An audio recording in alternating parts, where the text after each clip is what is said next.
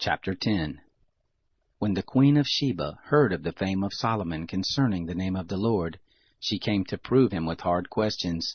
She came to Jerusalem with a very great train, with camels that bore spices and very much gold and precious stones.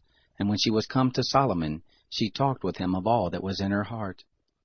Solomon told her all her questions. There was not anything hidden from the king which he didn't tell her. When the queen of Sheba had seen all the wisdom of Solomon, and the house that he had built, and the food of his table, and the sitting of his servants, and the attendance of his ministers, and their clothing, and his cupbearers, and his ascent by which he went up to the house of the Lord, there was no more spirit in her. She said to the king, "It was a true report that I heard in my own land of your acts and of your wisdom. However, I didn't believe the words until I came, and my eyes had seen it. And behold, the half was not told me. Your wisdom and prosperity exceed the fame which I heard. Happy are your men. Happy are these your servants who stand continually before you and who hear your wisdom. Blessed be the Lord your God, who delighted in you to set you on the throne of Israel, because the Lord loved Israel forever. Therefore he made you king, to do justice and righteousness." She gave the king 120 talents of gold, and a very large amount of spices and precious stones. There came no more again such abundance of spices as these which the queen of Sheba gave to King Solomon. The navy also of Hiram, that brought gold from Ophir, brought in from Ophir great quantities of almug trees and precious stones. The king made of the almug trees pillars for the house of the Lord, and for the king's house, harps also and psalteries for the singers. There came no such almug trees, nor were they ever seen again to this day. King Solomon gave to the queen of Sheba all her desire, whatever she asked, besides that which Solomon gave her of his royal bounty. So she turned and went to her own land, she and her servants.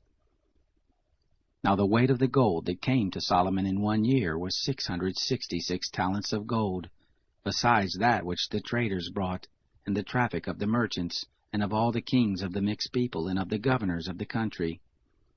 King Solomon made 200 bucklers of beaten gold. 600 shekels of gold went to 1 buckler. He made 300 shields of beaten gold.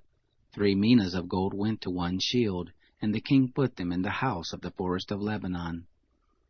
Moreover, the king made a great throne of ivory, and overlaid it with the finest gold. There were 6 steps to the throne, and the top of the throne was round behind, and there were stays on either side by the place of the seat, and 2 lions standing beside the stays. 12 lions stood there on the one side, and on the other, on the 6 steps.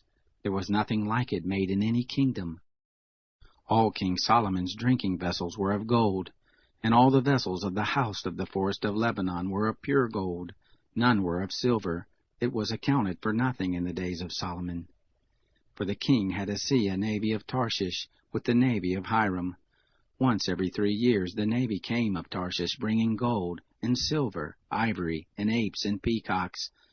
So King Solomon exceeded all the kings of the earth in riches and in wisdom. All the earth sought the presence of Solomon, to hear his wisdom, which God had put in his heart.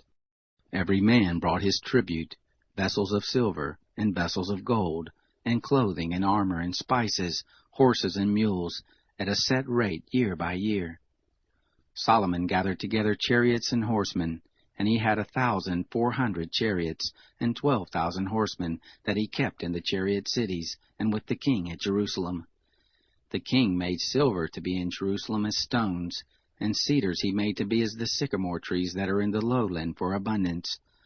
The horses which Solomon had were brought out of Egypt, and the king's merchants received them in quantities, each quantity at a price. A chariot came up and went out of Egypt for 600 shekels of silver, and a horse for 150. And so for all the kings of the Hittites, and for the kings of Syria did they bring them out by their means.